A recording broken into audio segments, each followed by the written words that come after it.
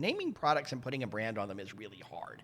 And coming up with an appropriate name is just the tip of the iceberg, but there's a lot more that goes into an enduring brand that really resonates with your market and your customers, and also helps to create focus for your products. So all too often, product people are responsible for coming up with a name, or at least an initial name for a product, and it gets treated like a vibe exercise. But if you do it right, it'll really sharpen your focus and help you make better decisions and eliminate noise along the way. So we're going to have a conversation about what good product branding looks like in real practice, and we're going to talk about some of the things that don't look real good and some things that went wrong too. It'll be a lot of fun. So let's get started. First of all, I want to welcome, she's allergic to performative nonsense and specializes in making strategy hold up. Toshi Jones is the managing partner at Basilica and co-creator of ICP is Everything. And Devin Smith is a Kung Fu black belt who fights bad customer journeys instead. Devin's also the founder of Podium Studios and does a lot of work around branding and marketing as well. And I'm Jason Brett. I drink tons of coffee because this does not just happen. All right, let's get started here. All right, Toshi, first of all, as we get into it, coming up with a good brand for a product, how do you see that helping product teams make better decisions in the first place when you start with a strong brand? I think naming is central to what you want to do when you put something into the world, is to think about how it will be perceived and how it will be received. A lot of the work that we do at ICP is Everything is finding the customer that has like the hair on fire problem. Mm-hmm. And if your brand isn't named in a way where people can automatically get it and it just makes total sense to them. Mm-hmm. iPhone is a great example. It's okay.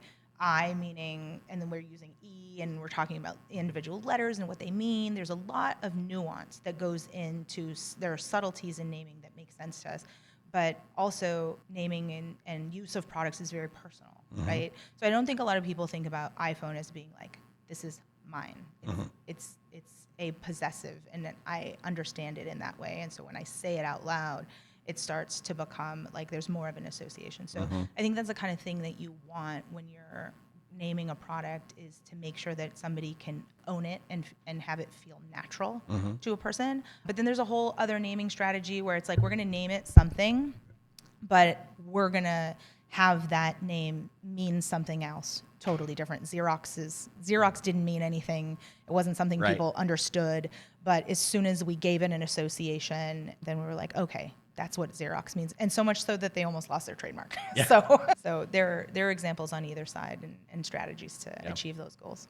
So when I'm working on a new product and it's time for me to start submitting and thinking about how we're going to actually name this, what's the process that you should, instead of just having a brainstorming session and just throwing a bunch of stuff at the wall and seeing what sticks, is there a systematic approach that product people can take to come up with some really good ideas, some really strong naming conventions early on so they can do less work later? Yeah, for sure. So especially now with LLMs, we have a lot easier time getting that early stuff off the ground. But I would recommend getting a core team together, just 3 or 4 people. It's something that's really hard to do alone. So I would get 3 or 4 people, get around a whiteboard, get in Miro, and I start out with a couple of foundational docs, but these are things you can find on the internet. The first thing is I get a whole doc of prefixes and suffixes. Okay. Super important. Prefixes and suffixes. Yeah. So huge PDF libraries of prefixes and suffixes. Then I would get a good Latin root words, start there, get a PDF of automatopoeia, really important, just sounds, things that, and then I do a couple fun ones like funny words. Zigzag is a funny word, or boomerang, things like that have kind of catchy language. And then in your naming workshop, you can kind of investigate what makes this funny. Why does zigzag? Words that are just fun to say, like umami. Yeah, things that are fun to say.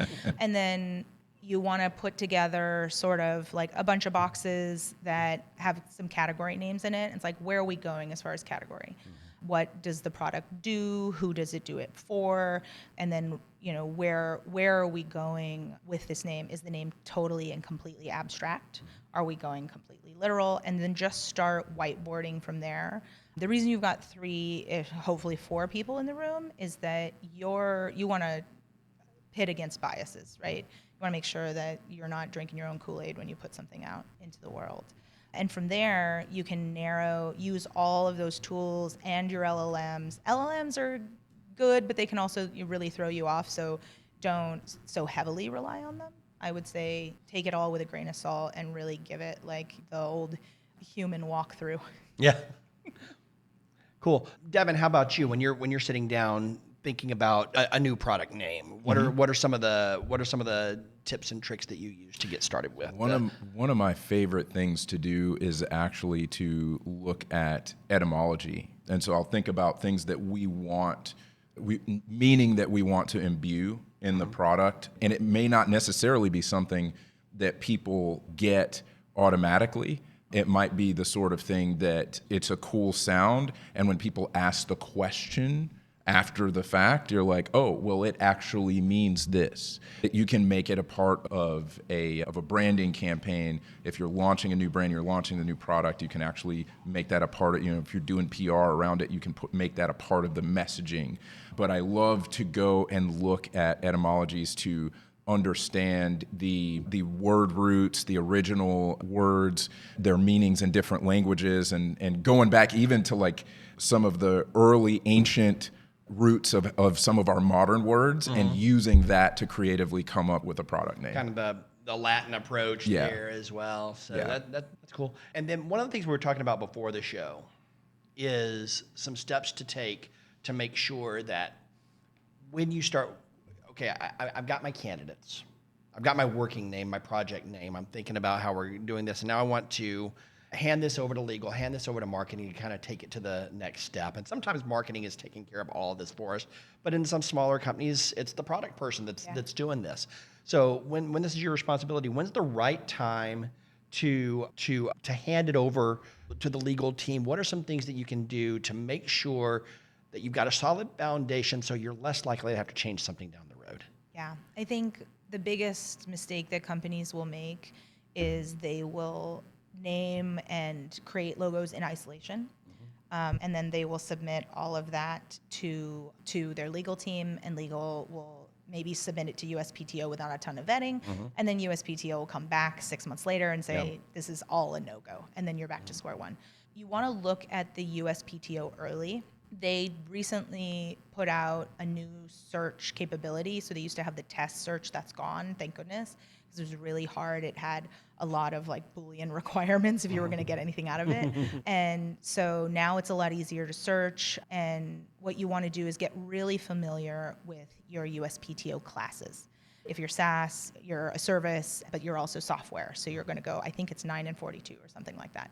And so if you know what classes you're supposed to be in, you're searching in those classes for conflicts.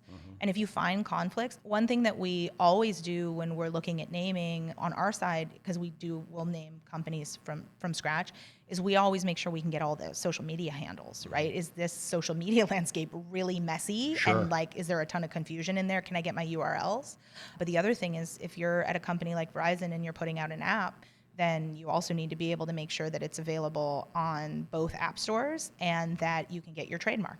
Oh, wow. And so if you're looking at that stuff early and saying, look, the trademark landscape is really busy in this arena, and I don't even think that we're going to be able to, make any inroads here. We'll have a ton of conflicts, so we probably shouldn't go forward with this name.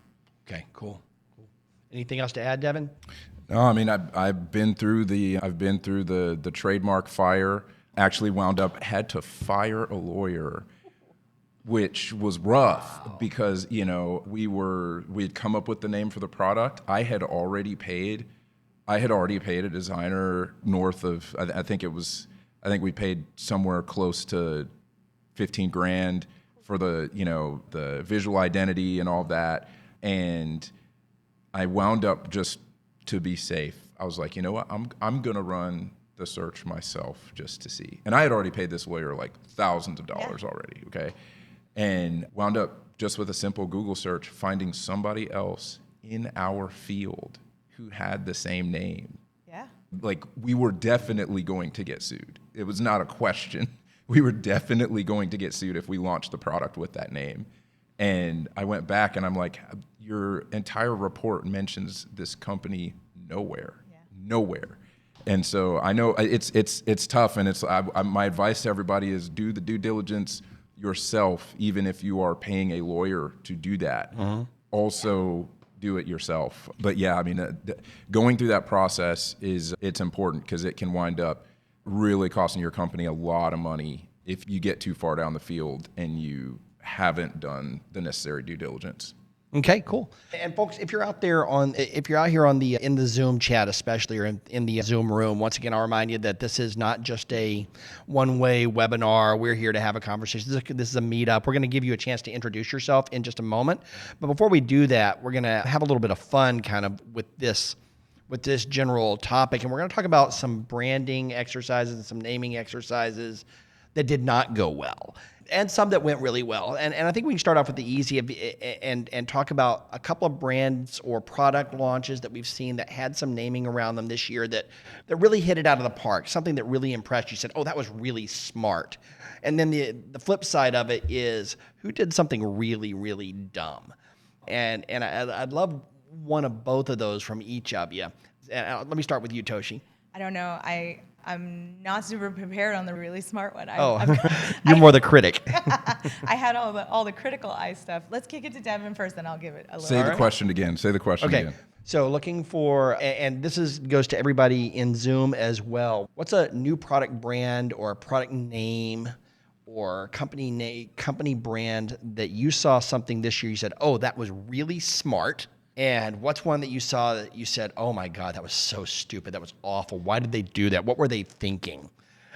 So Devin. Oh man, I'm trying to think about what I saw that I thought was really, really good. Because I know that there was one. I know that there was one recently where I'm like, oh, I'm so jealous that I didn't come up with that name. Oh my gosh, I'm struggling to remember the name of it.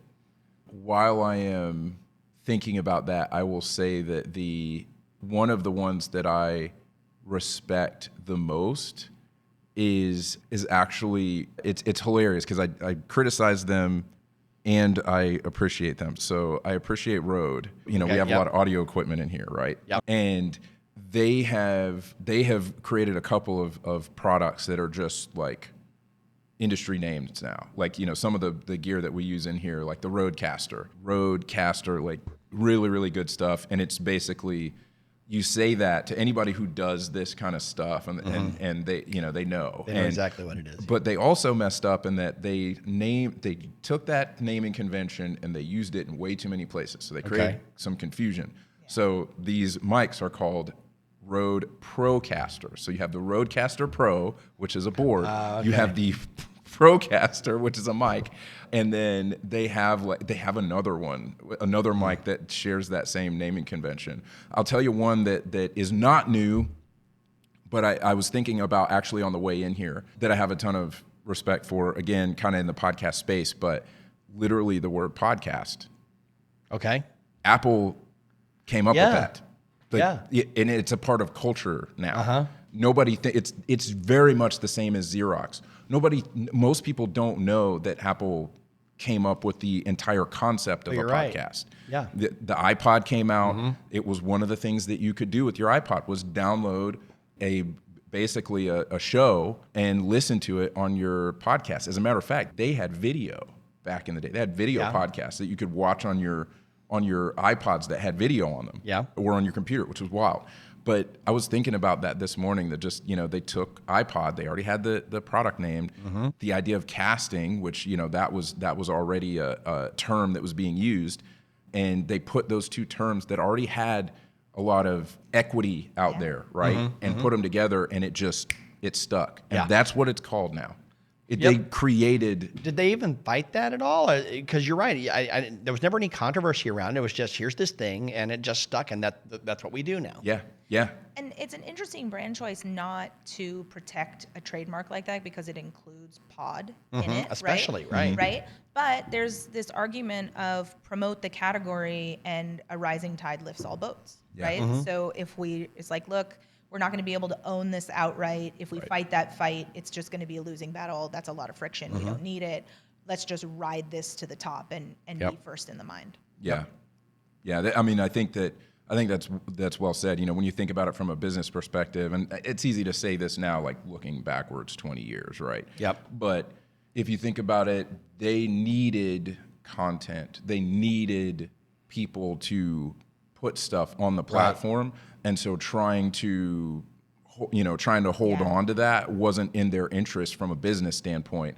The fact that it caught fire and everybody started using it was to their advantage because it's like, oh, they created an entire category of media, and it's just not even, it's like talking about Tylenol. Now that you mention it, I remember early on wondering, can I listen to a podcast without an iPod?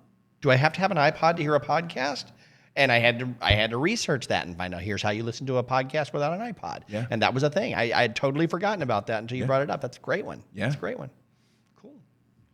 So there's a bad one, right? I think you got a bad one. Yeah. How about the big losers? Jaguar. Jaguar makes me, it's so rough that when I see it in the wild and I come across, something will come across my Instagram, or I was just at Georgia Tech at their product show and somebody said, what if Jaguar were a pen? It was an industrial design show. And then they showed the whole branding for Jaguar. I was like, this is not right. This is what alternate universe am I living in? Because it just feels, granted, there's a creative director move that a lot of companies are doing. Obviously, Louis Vuitton's making these moves. They put a creative director in charge and said, you're the visionary, do a thing. Yeah. I think there is a huge distinction between handbags and cars. I feel like if we put a creative director in charge of handbags for 7 years, that's fine, because we don't have to those won't live in junkyards.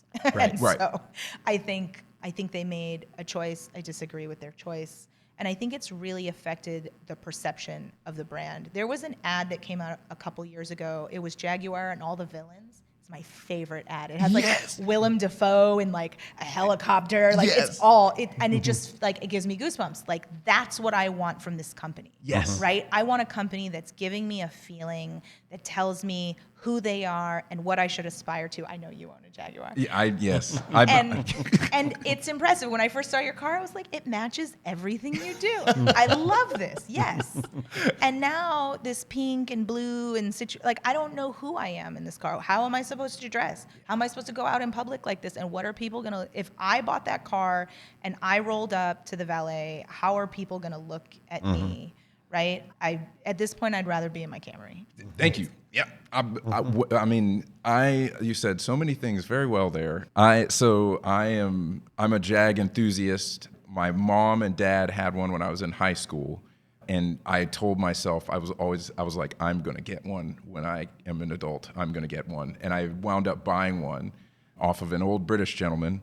It's a 99. So it's officially considered a classic now. Yeah. And it has classic problems. Ask me about those later. But when I saw the rebrand, I couldn't believe that they were so tone deaf to because when you have a brand for that long, there's culture behind it. There are literally jokes from Top Gear where people will say you're not allowed to say Jag, you have to say Jag. You have to say, you can't just take that and toss it out.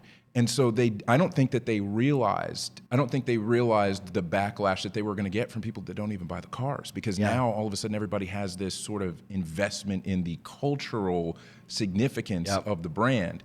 And so when I saw it, it just said, you guys don't appreciate your heritage, and what that's going to do is that's going to take everybody who is passionate about the brand, it's going to turn them against you, and now you have to bank on the fact or on the hope that there is an entirely new audience that is going to replace these people, who is going to be louder than all of the critics.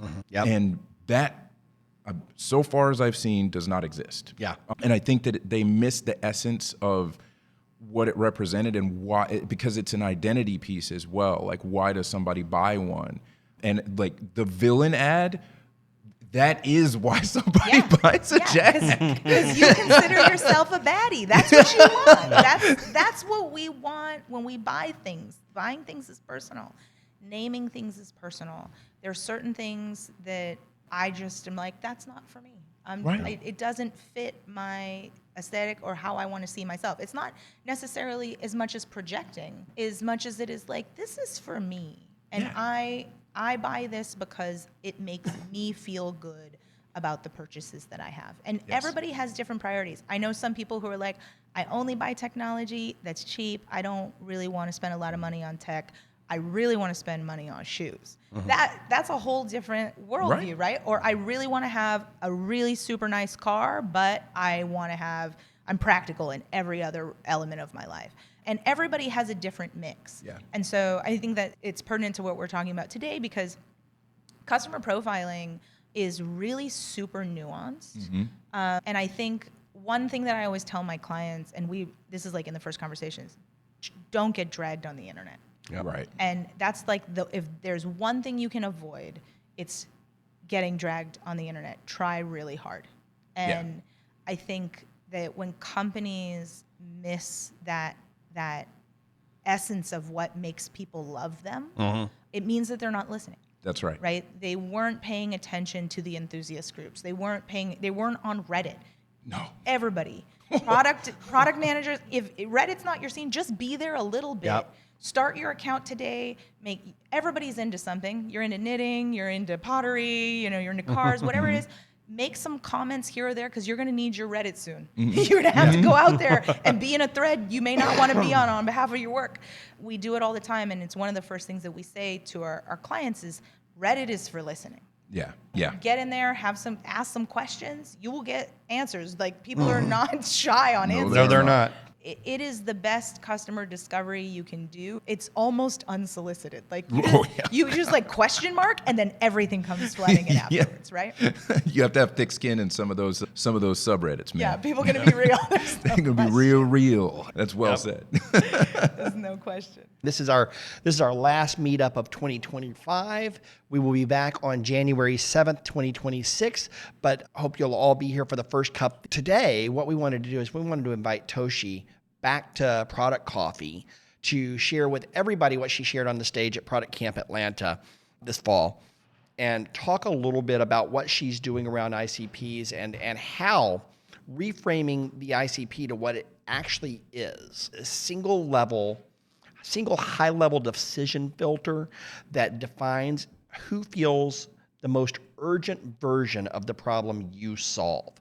And so I want to welcome Toshi Jones, who's been here with us for the first cup, but is the managing director and co-founder of Basilica, as well as the co-creator of ICP is Everything.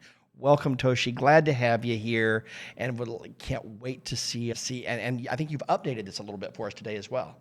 We heard a little bit of feedback, and so we're going to go through. Hang on just a second. I don't think we got our mic on. Oh, there we go. Yeah.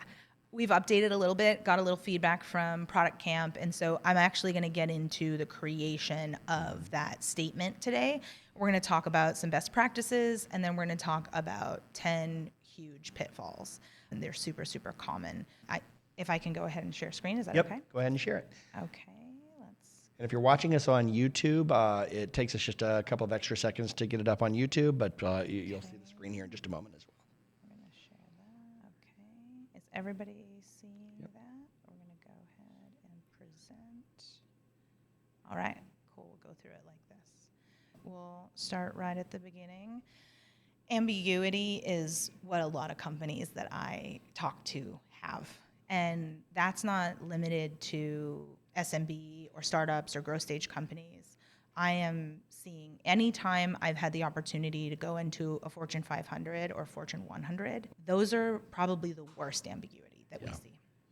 Because departments get siloed, verticals get siloed, it's really tough. And the reason that we're doing this now is because what we've noticed this year is that we've been creating our messaging documentation for our clients based on foundational RAG. Yeah. We're a fully AI-enabled shop. We're going to be ahead of a lot of agencies. It's going to take them some time to roll out these kind of workflows. But what you need from a company are the tightest foundational docs you can possibly get. And so when we ask for your brand documents, we ask for your guidelines, we ask for voice and tone, we ask for archetypes, that work, it's stale, it's old, it hasn't been revisited in a long time. We really need to get a brand strategy firm in here to like look at this. Well, guys, you don't have a lot of time. You've got a lot of content you have to put out the door. How are you going to do that? And so our whole exploratory process over the past year has been landing in that ICP is now really a decision filter. The markets are getting more complicated. There's more content in the world than there has ever been, and there's a demand for that content on all the number of channels that have been created in the last 2 years. Your market is somewhere. Your challenge is to get out there and find them. And it's really, really tough. So explaining to founders, explaining to growth teams what an ICP is was like, okay, everybody knows ideal customer profile. Here's our ideal customer profile. Let me show you what it looks like.